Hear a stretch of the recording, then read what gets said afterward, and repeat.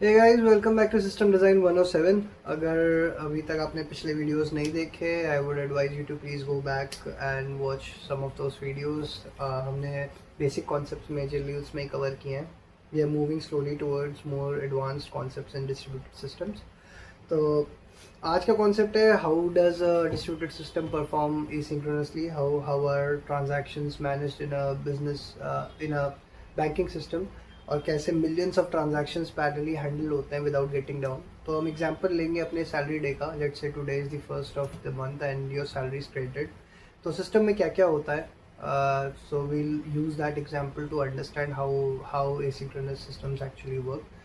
तो अज्यूम करते हैं कि हमें सिस्टम के बारे में कुछ नहीं पता और हमें बस ये पता है कि सैलरी क्रेडिट हो रही है। तो हमें खुद ही अगर सिस्टम डिज़ाइन करना होगा तो वील हैव टू आइडेंटिफाई कि क्या क्या होना चाहिए इन the system when salary is credited. तो सबसे पहला स्टेप क्या होगा, लेट्स राइट देम डाउन। सबसे पहले होगा सैलरी क्रेडिटेड। ठीक है, सैलरी क्रेडिट के बाद क्या होगा, बैलेंस अपडेट। ठीक है, फिर आपका क्या होगा, स्टेटमेंट अपडेट। फिर आपका क्या होगा, एसएमएस और ईमेल। ठीक है, देन आप क्या करोगे, फ्रॉडुलेंट ट्रांजैक्शंस चेक करोगे। ठीक है, कि कहीं ये जो ट्रांजैक्शन हो रहा है फ्रॉडुलेंट तो नहीं है। तो बैंकिंग में ऐसे सिस्टम्स होते हैं जो बैकग्राउंड में ही चेक करते रहते हैं कि फ्रॉड ट्रांजैक्शंस तो नहीं है। ठीक है, इसके बाद और क्या हो सकता है, मे बी आपका जो भी वन ग्लांस समरी होता है आपके बैंकिंग एप्लीकेशंस में, आजकल वन ग्लांस समरी वगैरह आता है, तो मे बी वो समरी अपडेट होता है। ठीक है, एंड देन आपको फाइनली वो ट्रांजैक्शन कंप्लीट हो जाता है। तो अगर नॉर्मल सिस्टम होगा और अगर वन बाय वन जाएंगे तो सबसे पहले सैलरी क्रेडिट होगी, फिर बैलेंस अपडेट होगा, फिर स्टेटमेंट अपडेट होगा, ईमेल होगा, फ्रॉड ट्रांजैक्शन डिटेक्ट होंगे उसमें, उसके बाद फाइनली सभी अपडेट होगा। अगर हम ये सिंक्रोनसली करेंगे तो सैलरी क्रेडिट का हर ट्रांजैक्शन अराउंड, आप सोचो कि ज़्यादा टाइम देगा, मतलब एक के बाद एक अगर हम करेंगे तो लेट से 15 to 20 सेकेंड्स में भी अगर हम इसको सिंक्रोनसली करें तो 15 to 20 सेकेंड इस पूरे ऑपरेशन को एक एक सैलरी क्रेडिट को होने में लग जाएगा। अगर आप फर्स्ट ऑफ एनी मंथ देखोगे तो मिलियंस ऑफ यूजर्स होंगे जिनके पास सैलरी क्रेडिट आती होगी 30th ऑफ एवरी मंथ या फर्स्ट ऑफ एवरी मंथ। तो अगर 1 मिलियन लोगों की सैलरी आई बैंक में, तो 1 मिलियन ट्रांजैक्शंस इनटू 20 सेकेंड्स, तो इतना टाइम लग जाएगा सबके ट्रांजैक्शंस कंप्लीट होने में। तो ये तो बहुत ज़्यादा टाइम है, करेक्ट। तो इतना टाइम तो अफोर्ड नहीं कर सकते। और उसके बाद और क्या प्रॉब्लम हो सकती है, जैसे लेट से आपने सैलरी क्रेडिट हुई, बैलेंस अपडेट हुआ, पर आपका स्टेटमेंट अपडेट फेल हो गया, मतलब यहाँ पे इस जगह पे फेल पॉइंट आ गया। या लेट से एसएमएस में फेल हो गया कि एसएमएस नहीं गया। चलो बैलेंस स्टेटमेंट अपडेट तो फिर भी ठीक है, मान लो एसएमएस फेल हो गया। तो इस केस में क्या होना चाहिए, अगर एसएमएस फेल हो गया तो ट्रांजैक्शन इनकम्प्लीट होगा और ये सारा का सारा रोल बैक हो जाए। मतलब ये तो सही तरीका नहीं हो सकता, करेक्ट। तो जो बैंकिंग सिस्टम्स होते हैं, डिस्ट्रीब्यूटेड सिस्टम्स होते हैं, वो इस चीज़ को कैसे हैंडल करते हैं। तो यहाँ पे एक आता है एक कॉन्सेप्ट जिसको हम कहते हैं प्रोड्यूसर कंज्यूमर सेटअप। सो प्रोड्यूसर कंज्यूमर सेटअप यूज़ होता है इसमें। प्रोड्यूसर कंज्यूमर पैटर्न क्या होता है, आपने बहुत बार सुना भी होगा इसके बारे में। प्रोड्यूसर कंज्यूमर पैटर्न क्या होता है कि एक सिस्टम है जो कुछ प्रोड्यूस कर रहा है और एक सिस्टम है जो जो भी वो एक्स जो भी प्रोड्यूस हो रहा है उसको कंज्यूम कर रहा है। इस केस में प्रोड्यूस क्या हो रहा होगा और कंज्यूम क्या हो रहा होगा। तो इस केस में जैसे लेट से एक हमारी ट्रांजैक्शन सर्विस है, एक माइक्रो सर्विस है, इसको कह लेते हैं ट्रांजैक्शन माइक्रो सर्विस। ठीक है, तो जो ट्रांजैक्शन करने का रोल होता है वो लेट से ट्रांजैक्शन माइक्रो सर्विस के पास है कि transaction micro service actual transaction run कर रही है। जो भी आपका सैलरी क्रेडिट हो रहा है वो ट्रांजैक्शन माइक्रो सर्विस हैंडल करती है। तो ट्रांजैक्शन माइक्रो सर्विस बस क्या करेगी कि आपका जो भी सैलरी होगा वो क्रेडिट कर देगी आपके अकाउंट में, देन वो एक मैसेज प्रोड्यूस करेगी। ठीक है, ये मैसेज ये मेंशन करेगा कि हाँ इस अकाउंट में, अकाउंट नंबर में इतना अमाउंट क्रेडिट हुआ। ठीक है, ये डिटेल्स होंगे इस मैसेज में। ठीक है, तो ये मैसेज हो गया। अब कंज्यूमर्स कौन से हो सकते हैं, तो जैसे और भी सारी सर्विसेज होगी। जैसे इस केस में एक बैलेंस अपडेट के लिए, balance update let's say transaction service कर रही है, लेट्स से स्टेटमेंट सर्विस हो सकती है, स्टेटमेंट सर्विस जो स्टेटमेंट्स हैंडल करती हो आपकी। एक एसएमएस सर्विस हो सकती है, एक ईमेल सर्विस हो सकती है, ठीक है, एक ग्लॉसरी सर्विस हो सकती है। तो इस केस में क्या होगा, ये जितनी सर्विसेज हैं ये कंज्यूमर्स बन जाएंगी फॉर दिस मैसेज। तो जब भी ट्रांजैक्शन माइक्रो सर्विस जो भी है, जो जब भी वो एक मैसेज पब्लिश करती है तो यहाँ पे वो मैसेज पब्लिश करेगी, और ये जो कंज्यूमर्स होंगे इस मैसेज को कंज्यूम करेंगे, मतलब लिसन करेंगे इस इवेंट को। ठीक है, तो उसके बाद फिर ये अपना जो भी इनके अंदर के ऑपरेशन है, स्टेटमेंट सर्विस और एसएमएस सर्विस, ईमेल सर्विस, ये सब अपना पैरेलली अपना ऑपरेशन एसिंक्रोनसली करते रहेंगे without blocking the actual transaction. तो ट्रांजैक्शन कंप्लीट हो गया, फिर बाकी सब चीज़ें अपने आप होती रहेगी। ठीक है, तो होता कैसे, इस केस में हम यूज़ करते हैं क्यू। क्यू हमने सबने पढ़ा हुआ है, तो क्यू जैसे हमने पढ़ा है फर्स्ट इन फर्स्ट आउट एक डेटा स्ट्रक्चर होता है कि जो भी सबसे पहले एंट्री होगी वही सबसे पहले आउट होगा उस मैसेज का। तो लेट्स से एक क्यू बना लेते हैं। ठीक है, ठीक है, इसमें यहाँ पे जो ट्रांजैक्शन सर्विस है वो एक मैसेज ऑब्जेक्ट ऐड कर देगी, तो मैं MSG ऑब्जेक्ट कह लेते हैं इसको। ठीक है, तो क्यू में इसको क्यू कह लेते हैं, मैसेज क्यू कह लेते हैं इसको। ठीक है, तो कैसे होगा, ये जो ट्रांजैक्शन सर्विस होगी, ट्रांजैक्शन सर्विस मैसेज क्यू में एक मैसेज ऐड करेगी जो हमने पहले भी देखा था, जिसमें अकाउंट नंबर होगा और डिटेल्स होंगी कि क्या ट्रांजैक्शन हुआ है। ठीक है, अब ये जो बाकी कंज्यूमर्स हैं, जो ये SMS सर्विस है, ईमेल सर्विस है, और जो आपकी स्टेटमेंट सर्विस है, ठीक है, और जो भी सर्विसेज होंगी, ये इसमें से मैसेज रीड करेगी। तो ये बस ये चेक करती रहेगी कि ये क्यू एम्प्टी है कि नहीं। जैसे ही इस क्यू में कोई भी एक मैसेज आया, लेट्स से एक ऑब्जेक्ट है यहाँ पे, तो कंज्यूमर्स क्या करेंगे, उस ऑब्जेक्ट को पिक करेंगे और अपने अपने इंडिविजुअल ऑपरेशंस रन कर लेंगे। तो स्टेटमेंट सर्विस क्या करेगी कि अपना स्टेटमेंट अपडेट कर देगी, SMS सर्विस SMS भेजेगी, ईमेल सर्विस ईमेल भेजेगी। ठीक है, तो ऐसी जो भी कंज्यूमर्स होंगे वो इस क्यू को यूज़ करते रहेंगे। तो ये बेसिक एग्जांपल है कि कैसे एक प्रोड्यूसर कंज्यूमर पैटर्न चलता है। ठीक है, अब रियल वर्ल्ड में क्यू कैसे बनेगा, तो बहुत सारी सर्विसेज है, कुछ सेल्फ मैनेज है, कुछ क्लाउड प्रोवाइडर मैनेज करता है। जैसे AWS के केस में देयर इज SQS, तो सिंपल क्यू सर्विस। ठीक है, एक RabbitMQ करके अगर आपने सुना हो, तो RabbitMQ is another service for maintaining this Q.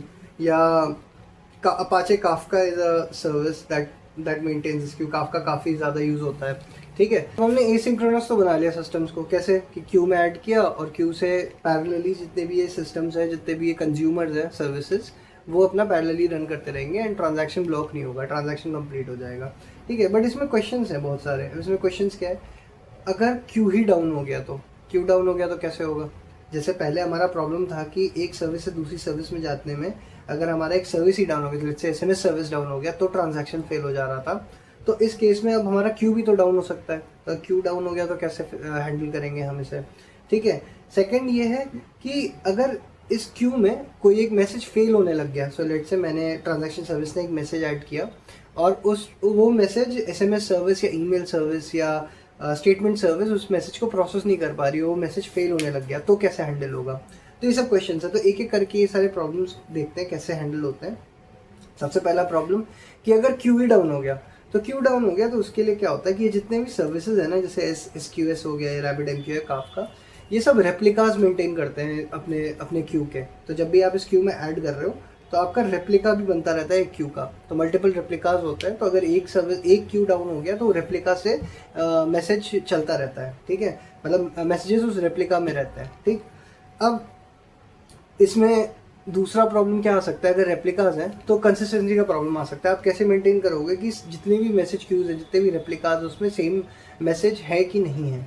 ठीक है, या हो सकता है कुछ मैसेजेस डुप्लीकेट भी हो गए हो। ठीक, तो ये प्रॉब्लम सॉल्व करने का एक तरीका होता है कि इवेंचुअल कंसिस्टेंसी क्या होता है कि मान लो एक ऑब्जेक्ट है, मैसेज ऑब्जेक्ट 1 कह लेते हैं। अब वो मैसेज ऑब्जेक्ट 1 Q1 में भी है, ये Q1 है, और Q2 में भी सेम मैसेज ऑब्जेक्ट रेप्लिकेटेड है।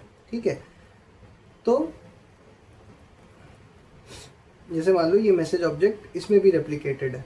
ठीक है, तो अब क्या होगा कि स्टेटमेंट सर्विस हो सकता है इससे भी पिक कर ले वो मैसेज और इससे भी पिक कर ले, करेक्ट। तो जब दोनों से वो पिक करेगा तो दोनों को प्रोसेस करेगा। ठीक है, तो जब दोनों को प्रोसेस करेगा तो हमारी सर्विस को ये हैंडल करना पड़ेगा कि अगर ये ऑपरेशन हो चुका है तो ये फिर से ना रिपीट हो। इसको कैसे करेंगे, तो इसके लिए हम we have something called idempotency ID. Idempotency ID कुछ नहीं होती है, इंडेम्पोटेंसी आईडी एक यूनिक आईडी है या यूनिक ट्रांजैक्शनल आईडी है कि हर ट्रांजैक्शन की एक यूनिक आईडी होगी, और अगर इस ट्रांजैक्शन आईडी के अगेंस्ट ऑपरेशन हो चुका है तो हमें फिर से नहीं करना है, ये रिपीट नहीं करना है ये ट्रांजैक्शन। ठीक, तो अब क्या होगा कि जब भी हम कोई भी मैसेज ऑब्जेक्ट ऐड कर रहे हैं from the transaction service, we always add a idempotency ID to that message object. उससे क्या होगा कि हम यूनिकनेस चेक कर पाएंगे उस मैसेज का। तो सेकंड प्रॉब्लम हमने देखी थी कि अगर ये मैसेज ऑब्जेक्ट ही फेल होने लग गया, मान लो यहाँ पे 2 या 3 मैसेज ऑब्जेक्ट्स हैं और ये 4th वाला जो ऑब्जेक्ट है ये फेल होने लग गया, तो अब क्या होगा, ये इसको चेक करते रहेंगे बार बार। ठीक है, तो ये आगे नहीं बढ़ पाएगा और ये सारे के सारे जो भी मैसेजेस हैं ये तो क्यू में अटक जाएंगे। करेक्ट, क्योंकि जब तक ये प्रोसेस नहीं होगा तब तक आगे नहीं बढ़ पाएगा। तो इसको हैंडल करने के लिए there is something called invisibility timer. Invisibility timer क्या होता है, सेकेंड्स के लिए, लेट्स से 30 सेकेंड्स के लिए मैं जो इस मैसेज की विजिबिलिटी है, ये जो मैसेज जो फेल हो रहा था, इस मैसेज की विजिबिलिटी को हाइड कर देता हूँ। ये मैसेज हाइड ही हो जाएगा, तो बेसिकली क्यू से गायब हो जाएगा, ये दिखेगा नहीं फॉर 30 सेकेंड्स। तो 30 सेकेंड्स तक बाकी जो मैसेजेस हैं, जो ये पीछे मैसेजेस हैं, ठीक है, ये प्रोसेस होते रहेंगे। फिर 30 सेकेंड्स बाद फिर से ये विजिबल हो जाएगा जब ये मैसेज, तो फिर से ये पिक हो जाएगा।